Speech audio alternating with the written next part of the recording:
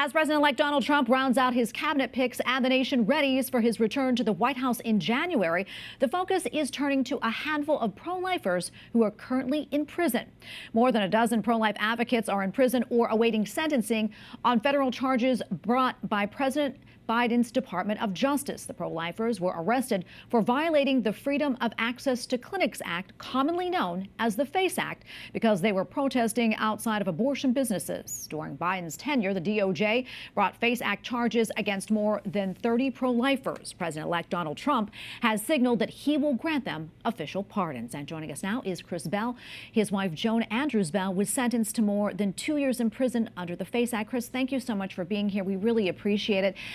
So tell us, what does this mean to you and your family that the president-elect may likely pardon your wife and other pro-lifers? Well, we're particularly concerned about people like Paulette Harlow, who's been under house arrest for over a year and a half because of health issues. In fact, she just had back surgery last week. She's in excruciating pain. She has fibromyalgia, neuropathy, and numerous other issues that have kept her literally housebound anyway. And still, the sentence calls for her to be imprisoned for 2 more years, in a prison for 2 years, and she fears she will not come out alive. And her husband, her dear husband, who's her main caretaker, also has developed early stage Alzheimer's disease. And then there's also Will Goodman, who just last week, who is in prison. He was in the upper bunk, so it's 5 feet above the floor. There are no railings on any bunks in any of these jails. He, in the middle of the night, moved around a lot, rolled over, and literally crashed his head on a cement floor. He was taken to the hospital, but he was in a pool of blood. And the people who initially saw him, his cellmate and the other guards, thought he was dead. But he does have cracks in his skull. He's been experiencing all week incredible migraines and dizziness and blurred vision. He was left outside it's bizarre, but they actually, he couldn't they let him outside for air, as they do once in a while with a group of people. He didn't get back inside the door in time. They left him outside. Just terrible neglect. It's a prison, so they really aren't, taking care of his needs. So for him and all the others, we hope they do get out immediately. Of course, we hope to have Joan home soon. Our family misses her terribly, our children and grandchildren. And yet we understand that this is all about prayer and penance. It's reparation for our sins and the sins of abortion.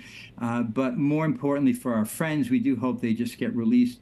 We do know that the president has been given a list of the pro-life prisoners, and we do believe that he'll keep his word. We just don't know during this transition literally how quickly that will happen. He did say on day 1, but he's got such a long list on what he's doing on day 1. We just hope and pray. Yeah, absolutely. We're almost out of time here, Chris, but tell us quickly, how is Joan doing? And tell us how her Catholic faith is getting her through this. I mean, such a terrible time. Oh, Tracy, she is really in very, very good spirits. I talked to her this morning. I have a picture of her with a group of her cellmates that they were all holding up rosaries. She has rosary every night with about 10 or more inmates. 2 of them are very interested in the Catholic faith. And, she's using her time very well. But it's the others. And we do also hope that the FACE Act, that there is an appeal going on, that it will be thrown out, because there is no federal law protecting abortion throughout the country. And there should not be this kind of draconian punishment for anybody peacefully and prayerfully trying to stop the murder of innocent children. Absolutely. And Chris, we're praying that Joan and the rest of the pro-lifers get out of prison, and when she gets out, and we hope it is soon, we hope both of you come back on the show.